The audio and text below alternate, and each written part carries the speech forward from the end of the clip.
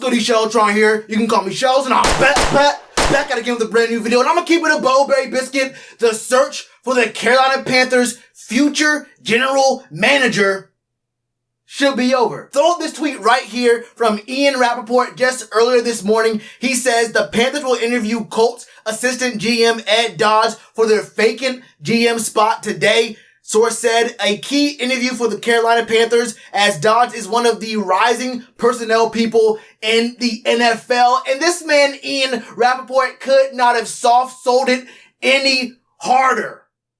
That might not make sense. What I'm trying to say is, one of the rising personnel people, this man, Dodds, might just be the biggest name that you don't hear about when it comes to front office personnel in the entire National Football League. This man, Dodds, has had his fingerprints all over some of the greatest moves teams have made in both the draft, free agency, and trades in the recent NFL history. And he dates back to like 2007. Being with the Seahawks, he was one of the defining pieces in the front office for the Seahawks in creating the Legion of Doom. Let me give you a quick little rundown of his history. But before I do that, I want to make sure I make this clear about what is so important about a general manager in the NFL. A lot of times when we think about the GM role in the NFL, we limit ourselves to only thinking about how a guy drafts, when in reality, the draft is basically the easiest part of a general manager's job. It's the most public part. It's the biggest spectacle of a GM's job. But the draft is really the easiest thing that a GM can accomplish. When you think about the responsibilities, the draft is one of them.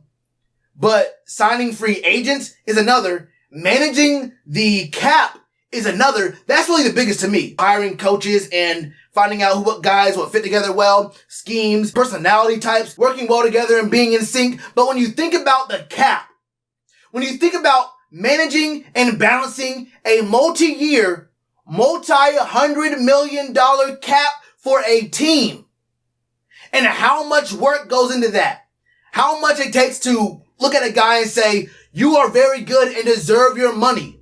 But we have guys coming up in the future who are also worth a lot of money. And even though we value and respect you as a player, we can't pay you and keep our cap room under the right number so we can keep these other guys who are going to need to get paid very, very soon. Or thinking about, fan favorite players you may have to let go of. Thinking about trades. How much do you give up? Are you overpaying in draft capital? Are you overpaying in money? Are you giving guys too many years? What is their injury history? Do you believe they're going to be okay moving forward? Thinking about things like pro rating and bonuses and all that kind of stuff. Managing multi-$100 million checkbooks with both short-term and long-term goals is way harder than having a team of scouts around you working on the draft. So I'm going to focus on more than just the drafts that Dodds has been a part of. And look, you can't tell the story of Dodds without speaking heavily on the draft picks he was a part of. Like I said earlier, he was a big part of the Seahawks organization. He was there from 2007 to 2016. In his first year there in 2007, I'm pretty sure he was in the personnel department. But from 2008 to 2015, he was in the scouting department. And then he was promoted to the senior personnel executive for 2 years. But here's a few of the names you might recognize that this man had a hand in drafting. It was guys like Russell Wilson, Max Unger, Russell Okung. Russell Okung was good. You might not believe it. He was healthy for a while. Russell Okung was actually a solid player for the Seahawks. It was guys like Holden Tate, Bruce Irvin, even a guy like Bobby Wagner. But it wasn't just those high-profile, big-name, high-draft pick players that Dodds had his fingerprints on picking up. He had guys like Cam Chancellor, who was picked in round 5. Guys like Richard Sherman, who was picked in round 5. He had guys like Byron Maxwell, who was picked in round 6.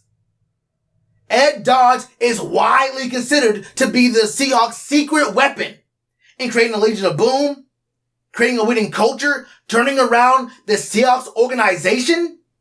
This man, Dodds, brought a Super Bowl to that team. And although he wasn't, like I said, he wasn't the GM, he was a guy who was an unsung hero, who was very persuasive about getting these late round picks. He spent, 6-7 years as a scouting kind of guy. He was both a college and NFL national scout for the team. He was one of the preeminent people in the front office when it came to picking up diamonds in the rough, bring them into a system, and making things work. Like I said, it's not just about what he did in the draft. Also some free agents he picked up while at Seattle. Guys like quarterback Brandon Browner, who was problematic. Okay, Brandon Browner had his issues, and he also had his PED issues, but he was a big part of the Legion of Boom. Having him on the opposite side of Richard Sherman did make things work for a while. So look, Brandon Browner was a pretty big pickup for him. Cliff Averill was a big pickup. Michael Bennett, although he was still talkative, honestly. Michael Bennett, I don't like him that much, but he was a part of that Super Bowl team as well. Michael Bennett was a very, very good pickup, as well as Cliff Averill, honestly, obviously. Guys like Doug Baldwin, who was an undrafted free agent, who turned into a star. And then there was guys like TJ Houshmandzadeh, who back in 2009, when they did sign him, was one of the biggest free agents who was available at the time. Now, they did offer him too long of a contract for maybe a little bit too much money. I think it was like 5 years, and maybe around then it was like $40 or $50 million. He was only there for 1 year, and they were on the books for him for an extra, I think, $10 million after they cut him. But he still had 900 plus yards, 3 touchdowns. He was mainly cut because there was a regime change, and the guys who were from the old regime were basically all getting cut, and Pete Carroll wanted his guys in there. And although Hoosh did not have a very good career after he left the Seahawks, I think he was in the league, 2-3 more years, had a 300-yard season, a 200-yard season. At the time, that was a very, very good pickup. They couldn't find anyone to trade for him, which is really bad, honestly. But at the time, that was a very good pickup, and that's only one very small hiccup in the Ed Dodds legacy at the Seahawks organization. This man was there for 10 years, 6 winning seasons, 5 NFC West titles, 2 trips to the Super Bowl. 1 win, should have been 2. Let's be real about it. It should have been 2. But that loss in the Super Bowl was not his fault. We know whose fault it was. We know whose fault that was. Ed Dodds should have 2 Super Bowls to his name.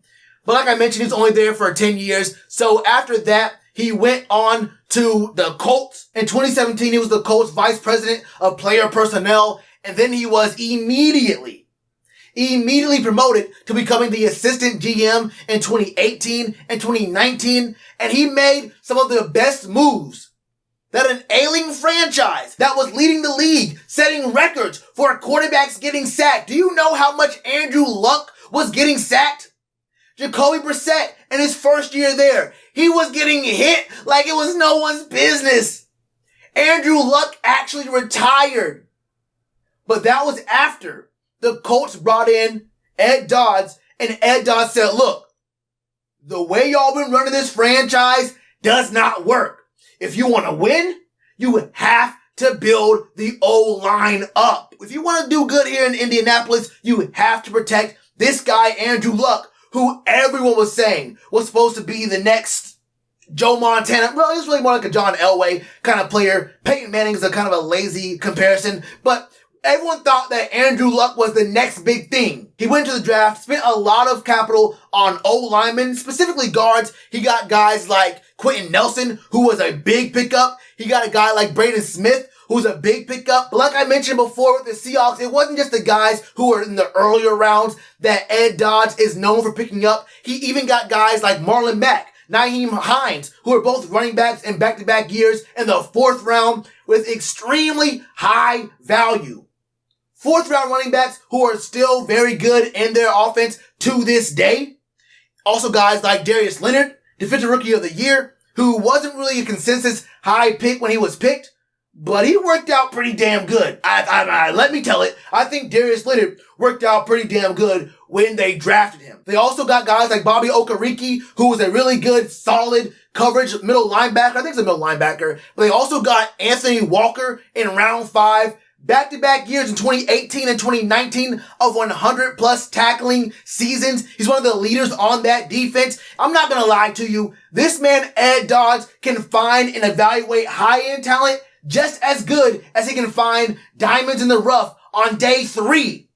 He's shown he can do this multiple times, multiple drafts on multiple teams. Ed Dodds is the truth. But like I mentioned, you cannot just look at what he does in the draft. He also made some really good moves for the Colts in free agency. He picked up Xavier Rhodes on a 1-year deal, but Xavier Rhodes wasn't doing so hot with the Vikings. Came back with the Colts, looked very good, very solid. He picked up DeForest Buckner. DeForest Buckner, come on now. He ain't just a tree. He is DeForest. Oh, brother, this guy stinks! And then he convinced the squad to pick up a cornerback named Kenny Moore, who was 5'9", but he said, look, I know he's short, but he has extremely long arms. He fits what you want to do with this team. And all Kenny Moore has done in his 3 or 4 year career there is put up 10 total interceptions, 2 years of having 10 plus passes defended, 3 forced fumbles, and he's been a very, very solid tackler. Let me tell it, Ed Dodds is obviously the best choice for this team, and he fits really well with Matt Rhule because he wants to be a defensive-minded guy. Matt Rhule is a defensive-minded head coach, started off as an offensive guy, but in the more recent years, he's a more defensive-minded. Ed Dodds is the choice for the Panthers. Do not let him leave the building without signing this man at this moment. A lot of very strong talent on the defensive side, and he also has a mind for finding great value later on in the draft on offense and on defense. Let me tell it, Ed Dodds is the choice. Let me know your thoughts about Ed Dodds or who else you want to have as the GM of the Carolina Panthers in the comments below. And you already know what to do with that like button. Cheers to you, appreciate the chance. Been told y'all I been the man. Been told y'all I had the gift. Tell a friend to tell a friend. Real ones gonna recommend. Count this as another win.